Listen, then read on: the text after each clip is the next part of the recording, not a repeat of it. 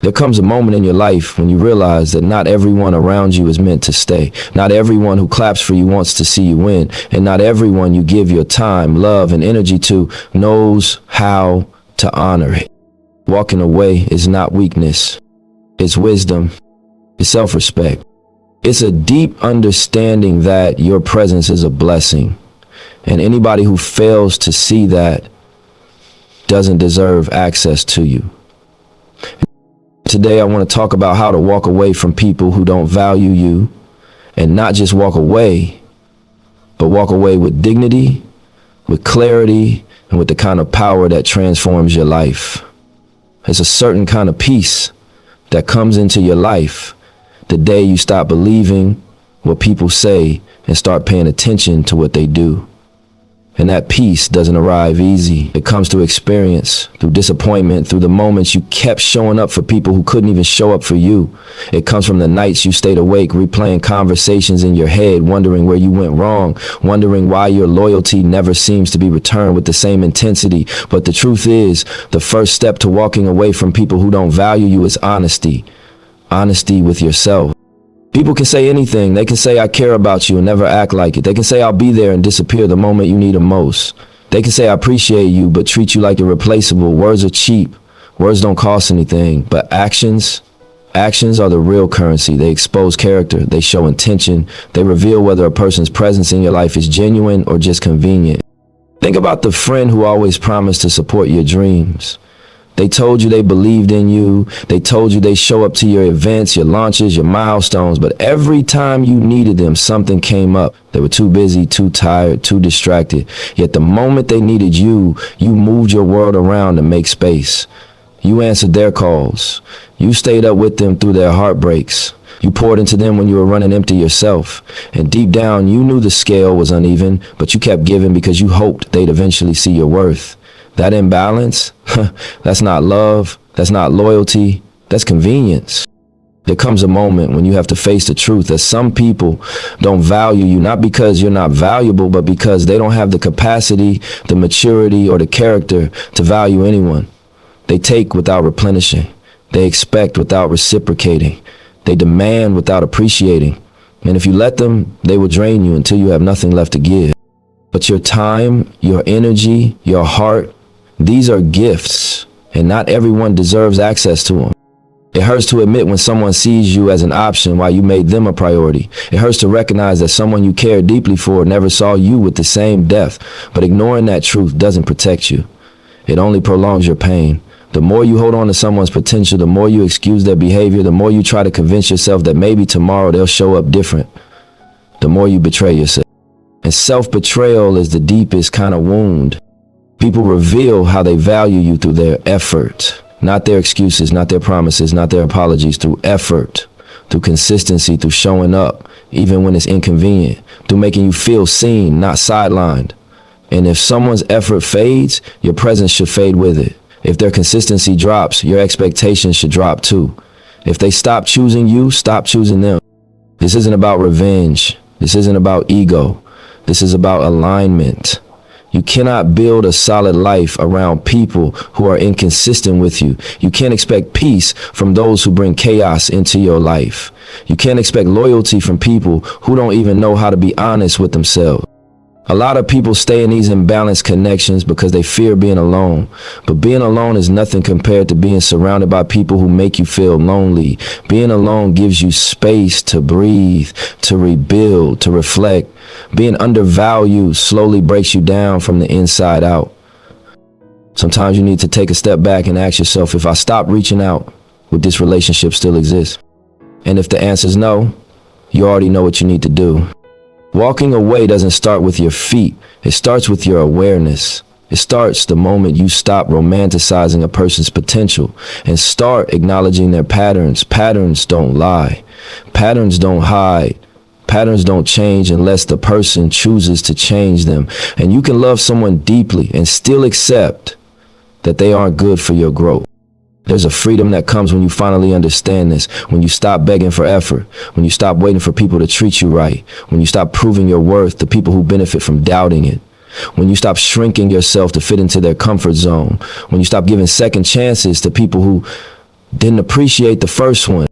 You deserve to be around people who match your energy, people who remember the small things, people who show up without being asked, people who value your presence, not just your benefits, people who speak highly of you behind your back, people whose actions speak louder than their excuses, people who see you, not just need you.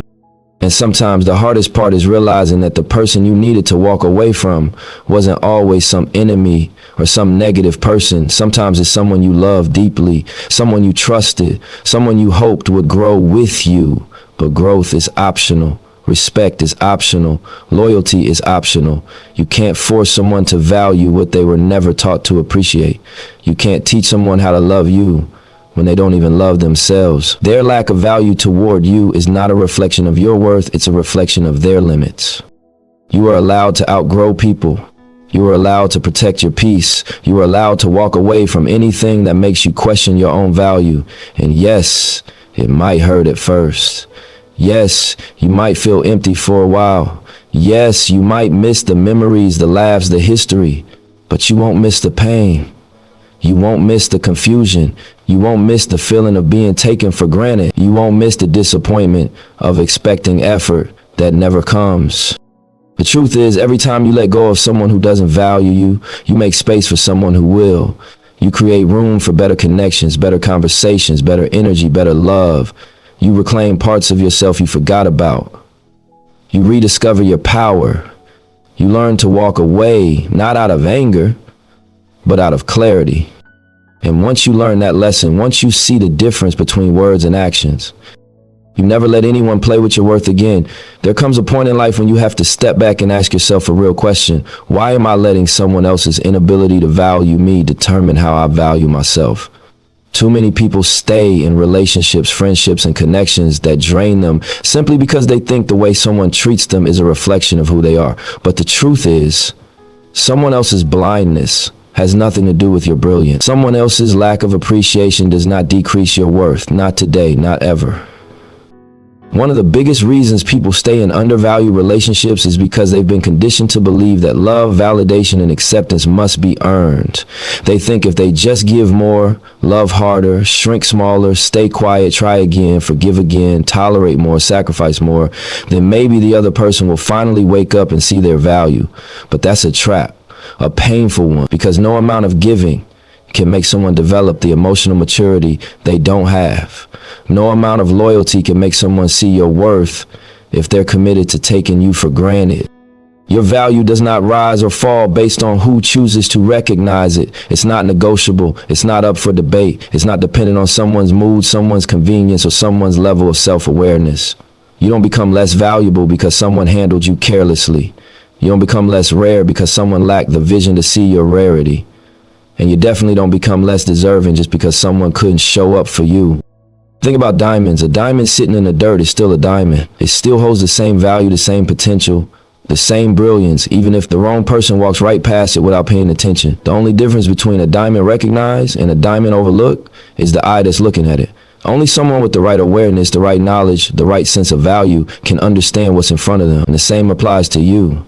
Your worth doesn't come from the people who recognize it. It comes from the truth of who you are. Sometimes you're dealing with people who simply aren't qualified to recognize your greatness, not because you're too much, but because they're too limited.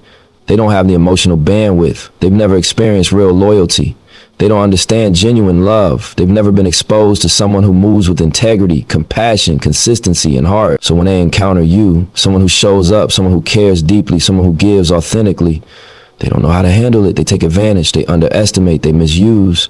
They mistake your kindness for naivety and your patience for weakness. But their inability is not your identity.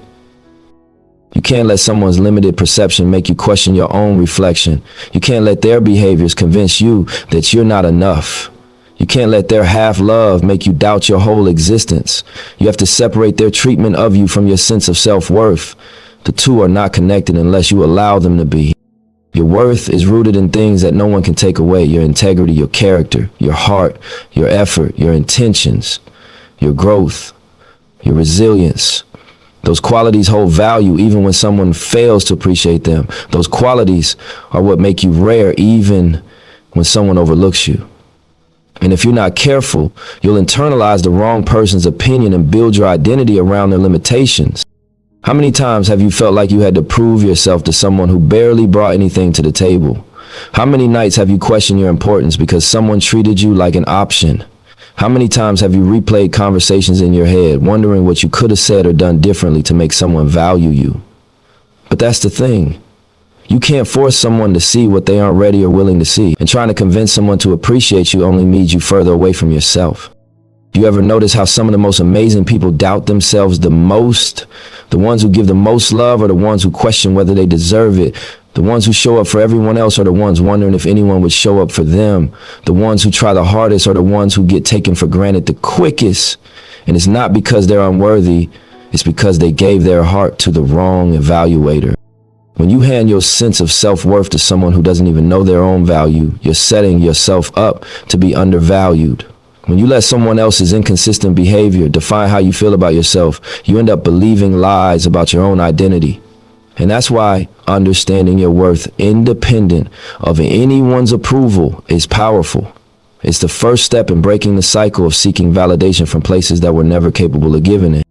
Your worth must come from within, from your own understanding of who you are and what you bring to the world, from knowing the love you give is real, even if someone mishandles it, from knowing your intentions are pure, even if someone doubts them, from knowing your presence is a blessing, even if someone fails to treat it like one. People can only meet you at the level of their capacity, not the level of your value. Someone who has never experienced healthy love will not understand how to return yours.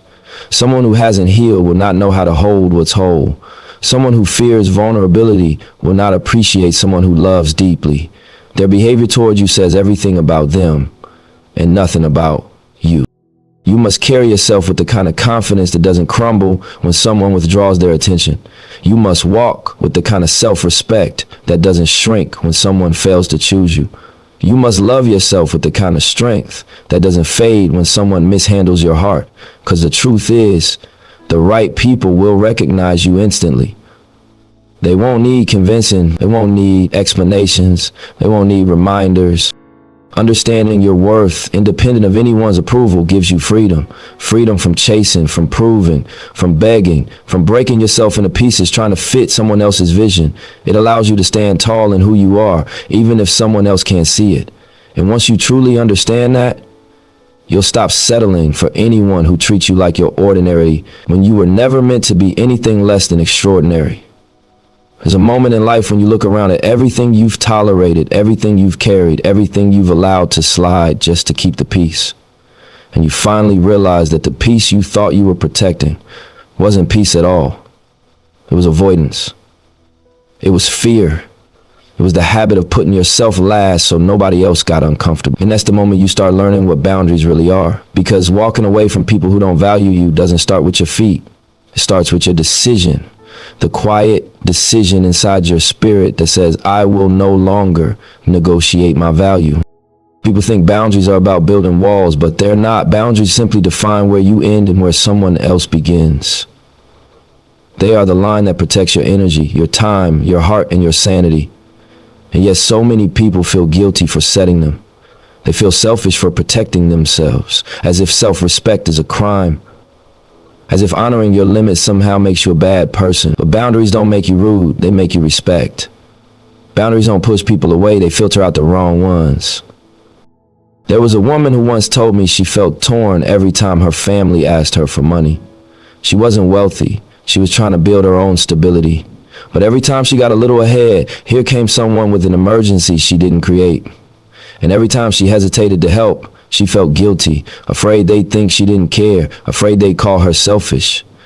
But eventually she reached a point of exhaustion, emotionally drained, financially stretched, mentally overwhelmed. So she did something she'd never done before. She said no. Calm, firm, respectful, no excuses, no long explanation, just a boundary. And what happened next taught her everything she needed to know. The ones who truly loved her said, we understand. Take care of yourself first. They respected her limit because they respected her. But the ones who were using her, the ones who only saw her as a source of convenience, they got angry. They tried to guilt trip her. They tried to shame her. They accused her of changing, but she hadn't changed. They had just lost access to the version of her they could take advantage of. That's the thing about boundaries. They don't just protect you, they reveal people's motives. If someone benefits from your lack of boundaries, they will always be offended when you finally set them. Not because you're doing something wrong, but because they can no longer manipulate, drain, or control you. And that realization is painful, but it's necessary, because you're not walking away from people. You're walking toward peace, toward clarity, toward self-respect. Setting boundaries is not about being cold, it's about being clear. And clarity is kindness, both to yourself and to the people who deserve to be in your life. When you don't communicate your limits, you create confusion, resentment, and cycles of self-sacrifice. You start believing the lie that being needed is the same as being valued. You start confusing constant giving with connection. But constantly giving is not love if the cost is losing yourself.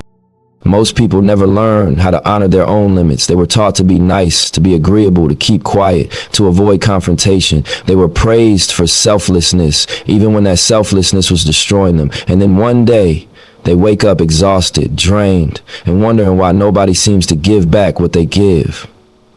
But the truth is, you train people how to treat you. If you show people you're always available, they'll never consider your schedule. If you show people you'll always say yes, they'll stop asking and start expecting. If you show people you don't mind being overlooked, they'll continue to overlook you. Boundaries teach people what you allow, what you don't allow, what you tolerate, and what you refuse to accept. They are not restrictions, they are instructions. They tell the world, this is how I want to be treated. And the people who respect you will honor that. The people who only want to use you will argue with it. That's how easy it is to see who is for you and who is around you for what you can do for them. You have to understand something. Protecting your energy is not selfish. Protecting your peace is not selfish. Protecting your dreams, your time, your mental health, none of that is selfish. What's selfish is the person who expects unlimited access to you while offering nothing in return. What's selfish is the person who gets angry when you say no because they expected you to carry their weight forever. What's selfish is someone demanding what they never earned. You don't owe anyone unlimited versions of you. You don't owe anyone access that drains you. You don't owe anyone an explanation for protecting your life from chaos. Stop apologizing for having standards. Stop apologizing for saying, I can't do that anymore. Stop apologizing for needing space. Stop apologizing for choosing yourself. When someone gets offended by your boundaries, it's because your growth exposes their entitlement. They didn't want a relationship, they wanted control. They didn't want partnership, they wanted compliance. And the moment you remove the ability for them to take advantage of you, the truth about the relationship becomes clear. But here's the beautiful part. Once you start setting boundaries, you start attracting people who respect them. When you stop letting people treat you casually, you attract people who treat you consciously. When you stop tolerating disrespect, you attract people who communicate with honesty. When you stop giving to those who drain you, you make room for those who pour into you. Boundaries are how you teach the world that you know your worth. They're how you signal to the universe that you're ready for relationships that are rooted in mutual respect, not one-sided sacrifice. And the more you honor your boundaries, the more you grow into the version of yourself who doesn't just walk away when she's undervalued. She walks confidently toward everything she deserves. You deserve to be respected without begging for it. You deserve to be valued without having to fight for it. You deserve to be loved without having to exhaust yourself trying to earn it. So make the decision, set the limits, protect your peace, and never apologize for it. There's a certain point on your journey where you realize that walking away isn't just about distance. It's about discipline. It's about choosing your future over your feelings, your peace over your patterns, and your growth over your history. But let's be real. Walking away is hardest when you try to do it emotionally. Emotions aren't built for logic. They're built for comfort. They want what feels familiar, even if that familiarity is killing you slowly. They cling to memories, stories, promises that were never kept. They replay the good moments and silence the bad ones. They make you think that going back is easier than moving forward. But the path your future requires is different. Your future doesn't care about comfort, it demands clarity. Your future doesn't care about who you used to be, it cares about who you're becoming. And that version of you cannot grow in the same environment that kept you small. Your next chapter requires you to do something your emotions will fight you on. Take action.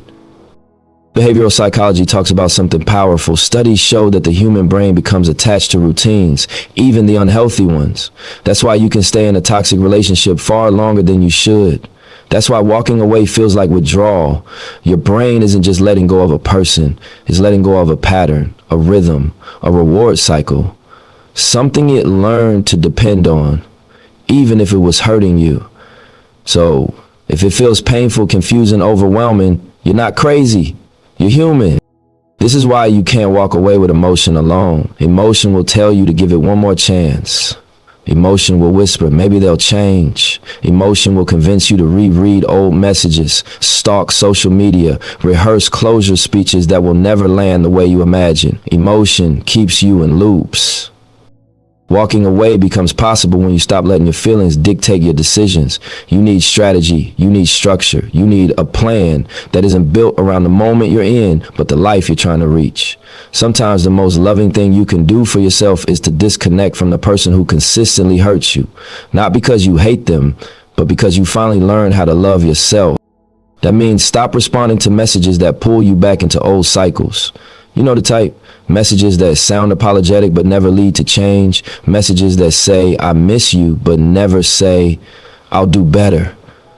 Stop trying to explain your worth. You could write a whole thesis on your loyalty and they still wouldn't understand it because explanation can't reach someone who refuses to recognize what's in front of them. Stop checking in. Stop monitoring them. Stop trying to be the bigger person if being the bigger person is costing you your peace. You need to cut off access slowly or suddenly, whichever protects your spirit better. Some people can detach gradually with distance that grows over time. Others have to disappear immediately, cut the rope all at once, or else they'll talk themselves into staying. There's no right or wrong way. There's only the way that saves you. Walking away is not a momentary decision, it's a commitment, a daily commitment, a choice you make every morning when you wake up and remind yourself why you left. And some days you'll feel strong, some days you'll feel like you're reclaiming your life, but other days your emotions will hit you like a wave. You'll feel the urge to go back, to reconnect, to reopen doors you closed for your own good. This is where discipline comes in. This is where your future speaks louder than your pain. Because your feelings want company, but your future wants freedom. Think about how many times you stayed because you felt lonely, not because you felt loved. Think about how many times you accepted less because you feared starting over. Think about how many times you tried to rebuild something that wasn't meant to stand. But every time you choose the past, you delay the life waiting on you. Every time you choose your emotions over your future, you stay stuck in the same cycle you swore you wanted to break. The truth is, healing doesn't come from going back to what broke you. It comes from moving toward what builds you. And sometimes that means closing the chapter without getting the closure you thought you needed. Sometimes that means blocking numbers. Sometimes that means deleting pictures. Sometimes that means crying through the first few nights but still refusing to turn around. Because walking away is not about being heartless. It's about being honest. Honest about what you deserve, about what you've tolerated, about how long you've been trying to breathe in an environment that suffocates you. Your future self is calling you. The version of you who's healed, focused, confident, grounded, she's waiting on the other side of this decision. And she can't meet you if you keep running back to the same people who kept you questioning your worth. Walking away with action means showing the universe you're serious. It means removing yourself from conversations that drain you. It means ending connections that disrespect you. It means stepping into spaces that nourish you instead of break you down, and you don't need anyone's permission to do that. You don't need consensus. You don't need support. This is your life, your peace, your journey. It's okay to grieve what you're letting go of. It's okay to miss the person and still know they weren't good for your growth. It's okay to feel the pull of your emotions and still make the choice that honors your future. You're not weak for struggling. You're strong for trying. You're strong for choosing yourself even when it hurts. You're strong for walking away from instability, confusion, disrespect, and excuses, even when your emotions beg you to stay. Just remember this, leaving doesn't mean you stop caring. Leaving means you stop sacrificing yourself for people who didn't know how to care for you.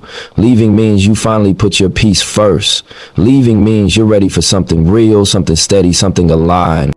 Your feelings may want company right now, but your future wants freedom. And the moment you choose that freedom with action, not emotion, everything in your life starts to shift. When you finally walk away from someone who never valued you, you're going to feel that space open up inside you like a door swinging wide after years of being stuck. At first, it might feel like loss. It might feel like absence. It might feel like you've taken something away from your life instead of adding to it. But that space isn't there to haunt you. That space is there to rebuild you. It's the clean slate you couldn't create while you were busy giving everything to someone who gave you just enough to keep you close, but never enough to make you feel seen. And this is where the real shift happens, in what you decide to fill that space with. Most people fill it with regret. They replay old conversations in their head, asking themselves what they could have said differently, how they could have loved better, where they might have messed up. They torture themselves with memories and call it loyalty. But that's not growth. That's punishment.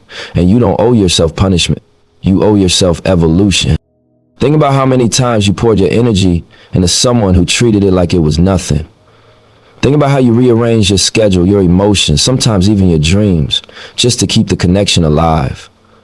Now imagine what your life turns into when you redirect that same energy back into you. That's the transformation.